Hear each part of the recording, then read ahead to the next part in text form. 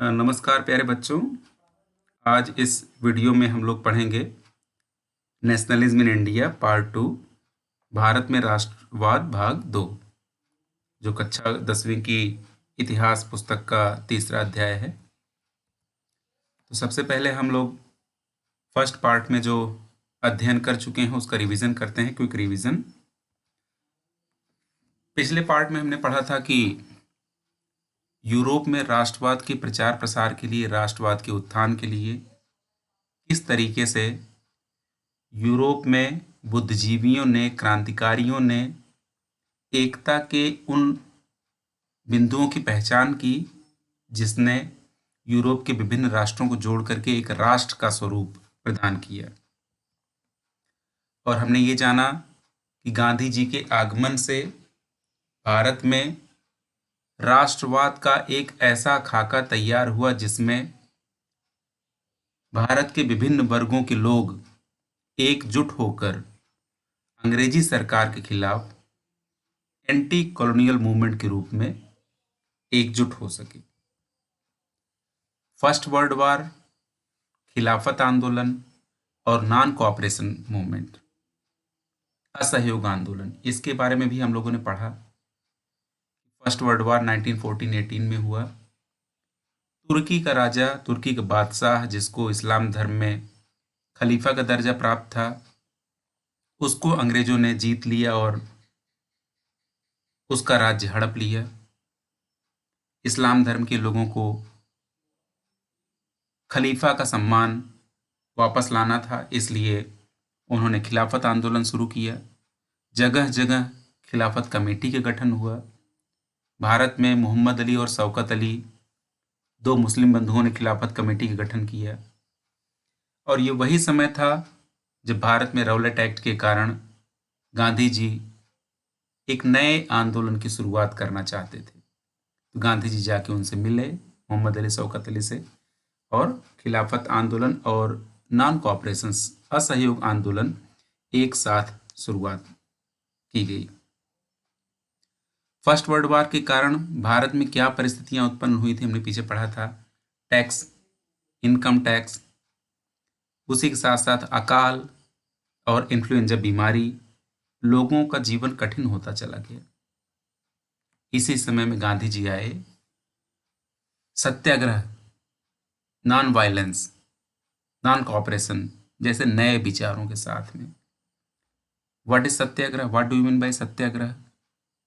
It is demand of truth, it is search of truth, it is a way to find out our solution using non violent. ये भी पढ़ा हमने। और हमने पढ़ा कि फर्स्ट वर्ल्ड वार के बाद किस तरीके से अंग्रेजी सरकार ने भारत में पॉलिटिकल एक्टिविटीज़ को रोकने के लिए, राजनीतिक गतिविधियों को रोकने के लिए और कठोर शासन स्थापित करने के लिए रॉलेट एक्ट लाया। इसका विरोध हुआ, जलियांवाला बाग हत्याकांड हुआ, जनरल डायर, जिसने अपने किए का कोई पछतावा नहीं किया, हजारों लोगों को, निर्दोष लोगों को, जिनको पता नहीं था कि मार्शल लॉ क्या होता है, क्या परिस्थितियां हैं, उनको गोलियों से भूंस दिया। लेकिन ऊधम सिंह ने उनको मौत की घाट उतार दिया। गांधी जी ने असहयोग आंदोलन, नॉन कोऑपरेशन मूवमेंट शुरुआत की। नॉन कोऑपरेशन मूवमेंट क्यों, ये भी हम लोगों ने पढ़ा है कि गांधी जी ने अपनी हिंद स्वराज पुस्तक में लिखा है कि British government is established in India due to cooperation of Indians. अगर भारतीय सहयोग करना छोड़ दें, सरकार अपने आप गिर जाएगी, सरकार चलना मुश्किल होगा और 1 साल के अंदर ही स्वराज आ जाएगा। अनेक सारे प्रश्न उठ खड़े होते हैं गांधी जी के द्वारा इस नए असहयोग आंदोलन की शुरुआत के परिप्रेक्ष्य में। वो क्या प्रश्न थे? एक्चुअली ये किस तरीके से आंदोलन आगे बढ़ा, किन किन लोगों ने इस आंदोलन में हिस्सा लिया, हु पार्टिसिपेट इन इट। क्योंकि भारत में अलग प्रकार के समूह थे, परिस्थितियां अलग थीं, देश बहुत बड़ा था, तो विभिन्न ग्रुपों ने, विभिन्न समूहों ने इस आंदोलन को किस तरीके से लिया और किस तरीके से समझा, हम लोग ये भी पढ़ेंगे इसमें। आंदोलन के भीतर अलग अलग धाराएं, differing strands with in the movement, अलग अलग समूह, अलग अलग लोग, उनके द्वारा आंदोलन की अलग अलग व्याख्या। जैसे नॉन कोऑपरेशन मूवमेंट या खिलाफत मूवमेंट, या कहें असहयोग आंदोलन एवं खिलाफत आंदोलन, दोनों जनवरी 1921 में शुरू हुआ। अलग अलग प्रकार के सामाजिक समूहों ने अपने अपने तरीके से इसका अर्थ निकाला, पार्टिसिपेट किया, और स्वराज क्या है इसका भी अलग अलग तरीके से लोगों ने अर्थ निकाला। लेकिन स्वराज की व्याख्या लोगों ने अपने अपने तरीके से की, इसलिए कहीं कहीं समस्याएं भी आई। वो क्या आएंगी हम लोग आगे देखेंगे। तो सबसे पहले हम लोग पढ़ेंगे कि the movements in the towns, ये नॉन कोऑपरेशन मूवमेंट शहरों में किस तरीके से फैला, शहरों में किन लोगों ने भाग लिया और किस तरीके से गतिविधियां आगे बढ़ी। First one is middle class participated in the cities, शहरों में मिडिल क्लास मध्यम वर्गीय लोगों ने भाग लिया। ये मिडिल क्लास कौन है? शहरों में जनरली जो रहने वाले लोग हैं, पढ़े लिखे हैं, किसी न किसी व्यवसाय से जुड़े हैं, रोजगार से जुड़े हैं, किसी न किसी सर्विस सेवा से जुड़े हैं। ऐसे लोग जो पढ़े लिखे हैं, पैसे वाले हैं, बुद्धिजीवी हैं, उन्हें हम मिडिल क्लास कहते हैं। तो शहरों में ये लोग ज़्यादा रहते हैं। तो इस तरीके से हम ये कह सकते हैं कि मिडिल क्लास के लोगों ने पार्टिसिपेट किया जो शहरों में रहते थे। बच्चों ने, विद्यार्थियों ने ब्रिटिश गवर्नमेंट के द्वारा चलाए जा रहे स्कूलों को लेफ्ट कर दिया, छोड़ दिया, स्कूल कॉलेज जाना बंद कर दिया। जो हेडमास्टर थे और जो टीचर थे उन लोगों ने रिजाइन कर दिया। Lawyers gave up the legal practices, वकील साहब कोर्ट में जाकर मुकदमे लड़ना बंद कर दिए। जैसा हमने पीछे बताया था कि what is the agenda of non cooperation, ये सब एजेंडा थे कि आप जो भी कर रहे हैं जिसके द्वारा अंग्रेजी सरकार को सपोर्ट मिलता है, उस कार्य को बंद कर देना है। काउंसिल इलेक्शन का लोगों ने बॉयकॉट किया। केवल महाराष्ट्र में एक जस्टिस पार्टी थी जो गैर ब्राह्मण, नॉन ब्राह्मण्स के द्वारा बनाई गई थी, उन लोगों ने मद्रास में पार्टिसिपेट किया था। और उनका पर्पस ये था कि हम काउंसिल में, विधायिका में, गवर्नमेंट में शामिल होकर के वे सारे अधिकार प्राप्त कर सकते हैं जो ब्राह्मणों को मिले थे। याद रहे, बहुत ही इंपॉर्टेंट प्रश्न है। Justice party participated in council election when the non cooperation movement was going on. और आगे अर्थव्यवस्था पर, व्यापार पर क्या प्रभाव पड़ा, किस तरीके से गतिविधियां आगे बढ़ी शहरों में। विदेशी वस्तुओं का बहिष्कार, foreign goods were boycotted. Liquid shops picketed, शराब की दुकानों पर, विदेशी शराब की दुकानों पर पिकेटिंग होने लगी। बहुत ही इंपॉर्टेंट प्रश्न है, 1 नंबर के लिए प्रश्न आता है कभी कभी कि what do you mean bye picketing, picketing से क्या अभिप्राय है। तो जो शराब पीने वाले हैं उनको आप पीने से रोक नहीं सकते। उनको जब इच्छा होगी, जब उनका मन कहेगा, वो जाएंगे दारू की दुकान पर, दारू खरीद के आएंगे। पिकेटिंग का अभिप्राय 2 जगहों पर देखने को मिलता है, शराब की दुकानों पर, विदेशी वस्तुओं की दुकानों पर। पिकेटिंग क्या है कि लोग रास्तों में खड़े रहते थे शराब की दुकान के सामने, विदेशी वस्तु की दुकान के सामने। जो लोग ऐसी वस्तुओं को, शराब को या विदेशी वस्तुओं खरीद करके लेके आते थे, उनको रास्ते में रोक करके, छीन करके जला देना, नष्ट कर देना। क्योंकि वो लोग अपने ही गांव के हैं, अपने ही शहर के हैं, इसलिए पिकेटिंग बिना किसी विरोध के चले।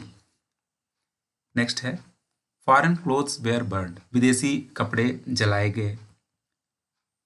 विदेशी कपड़ों का जो इंपोर्ट है, विदेशों से आना, इंग्लैंड से आना बहुत तेजी से गिर गया। मैंने आपको बताया था कि अहमदाबाद मूवमेंट भी इसी कारण से हुआ। क्यों? क्योंकि फर्स्ट वर्ल्ड वॉर में जब इंग्लैंड के उद्योगों को रिकंस्ट्रक्ट किया गया, वो दवाइयाँ, टेंट, गोला बारूद बनाने लगे, कपड़ा उधर से आना ठप हो गया था। तो वो जो कपड़ा आ रहा था नॉन कोऑपरेशन मूवमेंट के दौरान भी आना उसका कम हो गया। व्यापारी जो थे वो विदेशी वस्तुओं का व्यापार करने से इनकार कर दिया। Merchants refuse to trade foreign goods. People started wearing Indian clothes. बड़ी बात ये थी कि भारत के लोगों ने भारत की मिलों में बने हुए कपड़ों को पहनना शुरू किया, विशेष करके खादी। खादी का कपड़ा उपयोग में आने लगा। अगला है कि ये जो शहरों में मिडिल क्लास के द्वारा, मध्यम वर्गीय लोगों के द्वारा जो असहयोग आंदोलन, नॉन कोऑपरेशन मूवमेंट शुरू हुआ, लंबे समय तक चल नहीं पाया। क्या कमियां थी, क्यों स्लो डाउन हो गया, वन बाय वन पढ़ेंगे। बहुत ही इजी, बहुत सरल कारण है। क्या कारण है? पहला है khadi clothes was expensive. Bharat की कपड़ा मिलों में, हथकरघों में, हैंडलूम, हाथ से जो बनने वाला कपड़ा है, वो महंगा पड़ रहा था इंग्लैंड के उद्योगों से बने हुए कपड़े की तुलना में। इसलिए खादी खरीदना, खादी के कपड़े बनवा करके पहनना बड़ा मुश्किल हो रहा था, क्योंकि ये खर्चीला था, महंगा था। और बहुत सारे बच्चे जो विद्यालयों में जा रहे थे, कॉलेजों में जा रहे थे पढ़ाई करने के लिए, आंदोलनकारियों के द्वारा, गांधी जी के द्वारा, कांग्रेस के द्वारा उन बच्चों के भविष्य के लिए कोई नए वैकल्पिक स्कूल नहीं खोले जा सके कि ब्रिटिश गवर्नमेंट के स्कूलों में न जाएं बच्चे, तो कहीं दूसरी जगह जाएं पढ़ने के लिए। इस उदाहरण को आप इस तरीके से समझ सकते हैं कि जैसे कोरोना महामारी इस समय फैली हुई है, बच्चे अपने घरों में बंद हैं, पेरेंट्स परेशान हैं बच्चों को स्कूल भेजने के लिए, क्योंकि शिक्षा ऐसी चीज है जिससे बच्चे का भविष्य और देश का भविष्य निर्भर करता है। तो असहयोग आंदोलन में स्कूलों का बाइकाट किया जाना था, उन स्कूलों का बाइकाट किया जाना था जो सरकार के थे। तो बच्चे बहुत दिनों से स्कूल दूर नहीं रह सकते थे, और जो लोग सरकारी सर्विस सेवाओं में लगे हुए थे उन लोगों के लिए नए रोजगार की व्यवस्था नहीं थी। तो लोग फिर से, आशा ये है कि बच्चे फिर से धीरे धीरे स्कूल जाने लगे, और जो सरकारी सेवाओं में लगे हुए नौकरी पर लोग थे वो लोग फिर से अपनी नौकरी में जाने लगे। ये तो बात थी शहरों की कि किस तरीके से टाउन में असहयोग आंदोलन, नॉन कोऑपरेशन मूवमेंट फैला और किस तरीके से कम हो गया। Rebellion in the country side, ग्रामीण इलाकों में नॉन कोऑपरेशन मूवमेंट कैसे पहुंचा। शहरों से निकल करके यह आंदोलन लगभग पूरे देश में फैल गया। Movement spread in country side also. Struggles of peasants and tribals joined this movement. किसानों के जो विद्रोह थे, संघर्ष थे, और आदिवासियों के जो संघर्ष थे। किसानों की क्या समस्याएं हैं, आम समस्याएं हम और आप जान समझ सकते हैं। कर, टैक्स। ट्राइबल्स जो वन और जंगलों के आसपास रहते थे, क्योंकि सरकार ने कानून बना दिया था कि वन में पशुओं को चराना, वन से सामान लेना, फल फ्रूट लेना, ये सब प्रतिबंधित हो गया था। तो इस तरीके से जो भी सारी परेशानियां थी पीजेंट्स की और ट्राइबल्स की, वो सब इस आंदोलन से जुड़ गई ग्रामीण इलाकों में।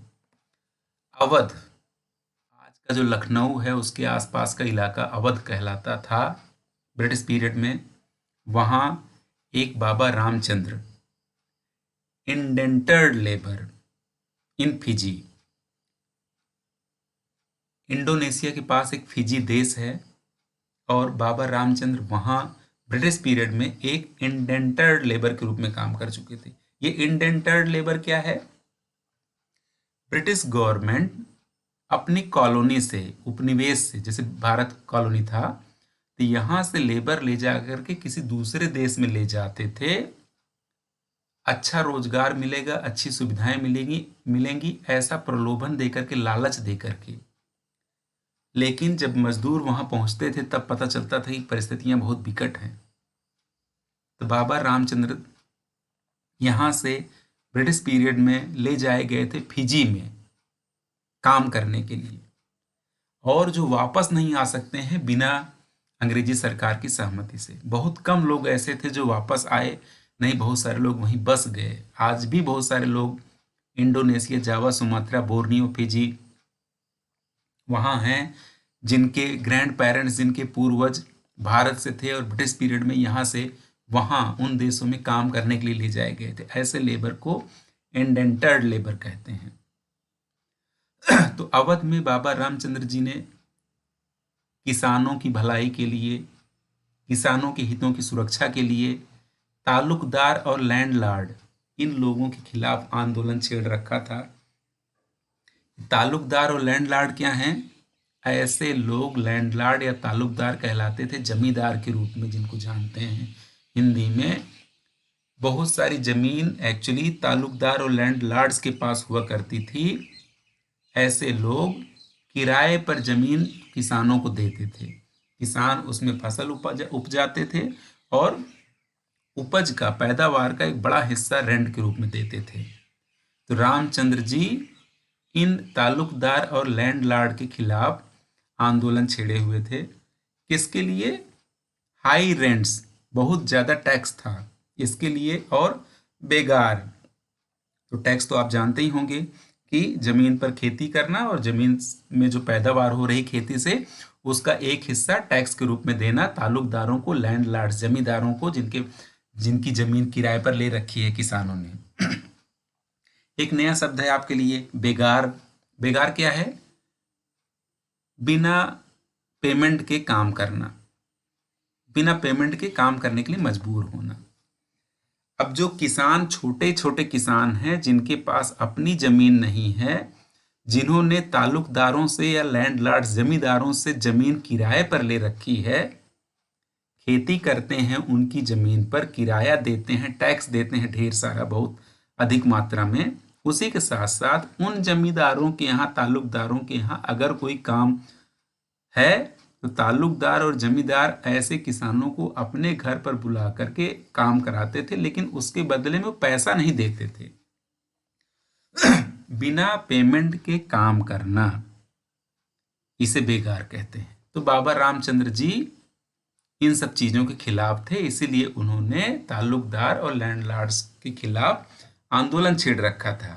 आने वाले समय में ये आंदोलन बाबा रामचंद्र देव जी का ये जुड़ जाएगा, किससे? नॉन कॉपरेशन मूवमेंट से।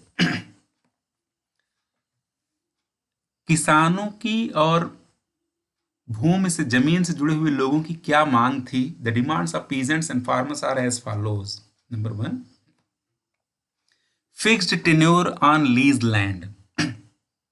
जमींदार और ताल्लुकदार करते क्या थे कि कोई एक जमीन का हिस्सा किसी एक किसान को दिया, 1 साल के लिए, 2 साल के लिए, और दूसरे तीसरे साल में क्या करते थे, वो जमीन किसी दूसरे किसान को दे देते थे। तो जिसके कारण किसान अपनी जमीन पे काम करता था, किराए के ली हुई जमीन पर, लेकिन वो कब तक काम करेगा उस जमीन पर, कब तक खेती करेगा, निश्चित नहीं रहता था। इसके कारण बहुत सारा नुकसान होता था। पता चला कि एक किसान ने बहुत सारी मेहनत की, खेत साफ सुथरा किया, जो है उपजाऊ बनाया, फर्टाइल बनाया, 1-2 साल मेहनत करके तैयार किया, उसके बाद ताल्लुकदार जमींदारों ने क्या किया, वो जमीन किसी दूसरे को दे दी। तो ये जो अव्यवस्था थी, इसके कारण किसान खेती करने में रुचि नहीं लेते थे, क्योंकि जमीन जिस पर वो खेती कर रहे हैं कब तक उनके पास है ये निश्चित नहीं रहता था। तो डिमांड थी कि फिक्स कर दिया जाए कि 10 साल के लिए, 15 साल के लिए, 20 साल के लिए ये जमीन इस किसान की रहेगी, जिससे किसान मन लगा करके उस जमीन के साथ में जुड़कर खेती कर सके। दूसरी मांग थी रिडक्शन इन रेवेन्यू, कर में छूट, कमी की जाए, क्योंकि पैदावार उस समय सिंचाई के साधन नहीं थे, आज की तरह तकनीकी नहीं थी, ट्रैक्टर नहीं थे, लोग हल बैल से खेती करते थे, कठिन परिश्रम करके उपजाते थे, और एक उपज का एक बड़ा हिस्सा उनको टैक्स के रूप में देना पड़ता था। इसलिए उनकी मांग थी कि इसमें कमी हो, बेगार प्रथा बंद हो, फ्री में काम न कराया जाए। इसलिए peasants started boycott of landlords, किसानों ने जमींदारों का बाइकआउट, बहिष्कार करना शुरू किया। इन मेनी प्लेसेस नाई धोबी बंद, ये जो नाई धोबी बंद है, क्या मतलब है इसका? नाई हिंदी में बाल काटने वाला, धोबी कपड़ा धुलने वाला। बहुत सारे गांवों में नाइयों ने जो बाल काटते हैं, जमींदारों के बाल काटना बंद कर दिया। धोबी जो कपड़ा धुलते हैं, वाशरमैन, उन्होंने कपड़ा धुलना बंद कर दिया, बाइकआउट किया। तो जो बार्बर थे, हेयर कटिंग बंद कर दिए। जो वाशरमैन थे, उन्होंने कपड़े धुलने बंद कर दिए। इस तरीके से भी बाइकआउट किया गया लैंडलॉर्ड्स का पीजेंट्स या गांवों में। जवाहरलाल नेहरू गांव में भ्रमण किए ताकि उनको पता चल सके कि एक्चुअली गांव की स्थिति क्या है और लोगों की मांग क्या है। आगे है, जवाहरलाल नेहरू बाबा रामचंद्र जी से भी मुलाकात किए और अक्टूबर 1920 में अवध किसान सभा, अवध के किसानों की समस्याओं को हल करने के लिए जो सभा जो बनाई, अवध किसान सभा, ये सेटअप की गई। और जल्दी ही 300 से ज़्यादा ब्रांचें, 300 से ज़्यादा शाखाएं अवध किसान सभा की तरह गांव में जगह जगह स्थापित हुई। जवाहरलाल नेहरू ने निश्चित किया कि पीजेंट्स, किसान, जमीन से जुड़े हुए लोगों की ये जो मांगे हैं वो नॉन कॉपरेशन मूवमेंट में जोड़ दी जाएं, जिससे नॉन कॉपरेशन मूवमेंट को बढ़ावा मिले, उससे जुड़ने वाले लोगों की संख्या बढ़ जाए या नॉन कॉपरेशन मूवमेंट और मजबूत हो जाए। ये कब मजबूत होगा? जब किसान भी इससे जुड़ जाएंगे। तो जवाहरलाल नेहरू ने प्रयास किया कि अवध किसान सभा और किसानों की जो मांग है उसको नॉन कॉपरेशन मूवमेंट से जोड़ा जाए। लेकिन कांग्रेस के अनेक सारे नेता इस मांग से खुश नहीं थे। क्यों खुश नहीं थे? विचार का प्रश्न है। उत्तर इसका ये है कि अनेक कांग्रेसी नेता जमींदार थे, ताल्लुकदार थे, जमीन के मालिक थे, जिन्होंने खुद किसानों को जमीन किराए पर दे रखी थी और वो खुद ही टैक्स लेते थे।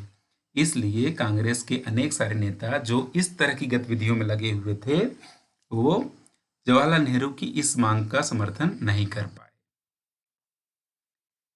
जनवरी 1921 में जब नॉन कॉपरेशन मूवमेंट शुरू हुआ तो ताल्लुकदारों के घरों पर और जो बड़े बड़े व्यापारी थे उनके घरों पर हमला हुआ, किसानों के द्वारा, चरवाहों के द्वारा। बाजार, बड़े बड़े बाजार लूट लिए गए, वहां भी हमले हुए किसानों के द्वारा।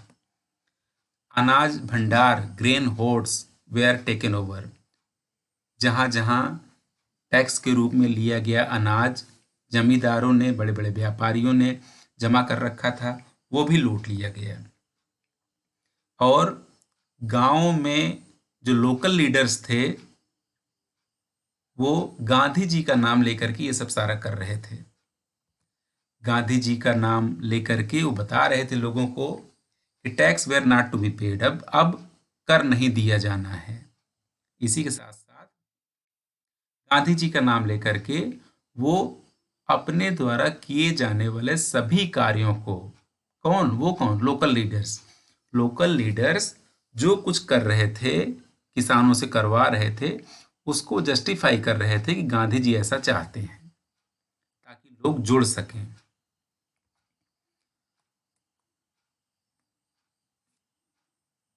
What did unrest and tribal peasants, क्या असंतोष था, क्या समस्याएं थी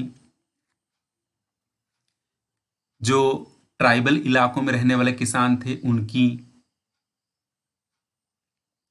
पढ़ेंगे तो हम पाएंगे कि आंध्र प्रदेश की गुडेम पहाड़ियों के आसपास रहने वाले जो ट्राइबल पीजेंट्स हैं उन लोगों ने टैक्स की व्यवस्था के खिलाफ एक गुरिल्ला वार छेड़ रखा था। एक गुरिल्ला वार क्या है? चोरी छुपे कहीं बैठे रहना, जब मौका मिले हमला करना, लूटपाट करके भाग जाना। एक इस तरह से जो छिप करके युद्ध किया जाता था, इसको गुरिल्ला वार कहा गया। तो गुडेम की पहाड़ियों के आसपास जो आंध्र प्रदेश में है, वहाँ जो ट्राइबल पीजेंट्स थे, उन लोगों ने ताल्लुकदारों के खिलाफ, जमींदारों के खिलाफ, ब्रिटिश गवर्नमेंट के खिलाफ इस तरीके से गुरिल्ला वार छेड़ रखा था। Congress was not ready to accept this type of struggle.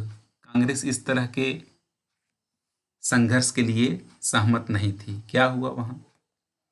British government had banned to enter in the forest for cattle to graze to collect food, fuel, wood and fruits. हमने 9th class में पढ़ा हुआ है कि अंग्रेजी सरकार ने one के आसपास, जंगल के आसपास रहने वाले लोग जो पहले जंगलों का उपयोग करते थे, अपने पशुओं को घास चराने के लिए लेके जाते थे, जंगल से लकड़ी लाते थे, फल लाते थे, इन सब पर प्रतिबंध लगा रखा था। इसलिए भी ट्राइबल पीजेंट्स ब्रिटिश गवर्नमेंट के खिलाफ थे। और जब भी गवर्नमेंट डिमांड करती थी, किसके लिए? बेगार के लिए, ताकि रोड बिल्डिंग की जा सके, लोगों ने मना करना शुरू किया। ट्राइबल मूवमेंट्स में एक महत्वपूर्ण शख्सियत है अल्लूरी सीताराम राजू, जो गुडेम पहाड़ियों के आसपास थे। इनका उल्लेख अति आवश्यक है। अल्लूरी सीताराम राजू का कहना था कि उनके पास विशेष पावर है और वो सूर्य, ग्रह, नक्षत्र, इनकी जो गतिविधियां हैं, इनका भी वो प्रेडिक्शन कर सकते हैं और बीमार लोगों को स्वस्थ कर सकते हैं। कहने का मतलब उनके पास कुछ दैवीय शक्तियां थीं, ऐसा उनका मानना था। और वो इतने सुरक्षित थे कि बुलेट की गोलियां, बंदूक की गोलियां भी उनका कुछ नहीं कर सकती थीं। लोग उनको ईश्वर का अवतार मानते थे। राजू जी गांधी जी और असहयोग आंदोलन से बहुत ही प्रभावित थे। इन्होंने आदिवासी लोगों को सलाह दी, एडवाइस किया खादी पहनने के लिए और एल्कोहल का यूज छोड़ने के लिए, दारू छोड़ने के लिए। अल्लूरी सीताराम राजू जी मानते थे कि अंग्रेजी सरकार से भारत को आजाद कराना बल से ही, फोर्सफुली ही संभव है। और गुडेम पहाड़ी के लोगों ने पुलिस स्टेशनों पर हमला किया, अंग्रेजी अधिकारियों को मारने की कोशिश की। इसी के साथ साथ गुरिल्ला वार तब तक चलाया जब तक अल्लूरी सीताराम राजू जिंदा रहे, ताकि स्वराज आसानी से मिल जाए। 1924 में राजू जी गिरफ्तार हुए और उनको फांसी दे दी गई। लेकिन अल्लूरी सीताराम राजू के द्वारा आदिवासी लोगों की रक्षा के लिए, उनके हितों की रक्षा के लिए, स्वराज प्राप्ति के लिए किए गए कार्य ने उनको एक हीरो बना दिया। अगला पॉइंट है बागानों में Swaraj, Swaraj in the plantation. Assam में जो चाय बागान है, यहाँ के लोगों ने असहयोग आंदोलन, नॉन कोऑपरेशन मूवमेंट को किस तरीके से लिया, इसके बारे में हम पढ़ेंगे। लोग जो बागानों में थे, उन्होंने गांधी जी, नॉन कोऑपरेशन और स्वराज को अपने अपने हिसाब से एक्सप्लेन करने की और अंडरस्टैंड करने की कोशिश की। जब इसकी जानकारी चाय बागानों में पहुंची तो लोगों को लगा कि उनको उनके इलाकों से, जहां वो अंग्रेजों के द्वारा कवर किए गए हैं, रखे गए हैं, वहां से बाहर आने जाने की आज़ादी मिल गई है। जबकि इनलैंड इमिग्रेशन एक्ट ऑफ 1859 चाय बागान में काम करने वाले मजदूरों को बाहर जाने की अनुमति नहीं देता है। बिरले ही इस अधिनियम के तहत, इस कानून के तहत किसी को बाहर जाने की अनुमति मिली रही हो। लेकिन उन्होंने क्या सोचा, चाय बागान में काम करने वाले मजदूरों ने क्या सोचा और क्या समझा, आगे पढ़ेंगे। They think that Swaraj has come. उनको लगा कि स्वराज आ गया है, गांधी राज आ गया है, और इसलिए वो घर जाने के लिए स्वतंत्र हैं। उन्होंने घर जाना शुरू भी किया, लेकिन क्या हुआ, वो पहुंच नहीं पाए अपने घर, अपनी मंजिल को, जहां जाना चाहते थे। क्यों नहीं पहुंच पाए? क्योंकि रेलवे और स्टीमर नॉन कोऑपरेशन मूवमेंट के कारण, असहयोग आंदोलन के कारण स्ट्राइक पर थे, और क्या हुआ? They were caught and brutally beaten up, पकड़े गए और अंग्रेजों ने बहुत यातनाएं दी उनको। एक्चुअली कांग्रेस ने इस तरह से लोगों को समझा नहीं पाया कि असहयोग आंदोलन क्या है, उसका विजन क्या है, उसका उद्देश्य क्या है। और एक मजबूरी यह भी थी कि आज की तरह टीवी, समाचार पत्र, न्यूज़पेपर, मोबाइल जो जानकारियों के आदान प्रदान के साधन है वो सब नहीं थे। इसलिए क्योंकि भारत बहुत बड़ा देश है, दिल्ली और दिल्ली के आसपास होने वाली घटनाओं की जानकारी दूर दूर इलाकों में नहीं पहुंच पाई। इसी के साथ ये पार्ट खत्म होता है। Thank you very much.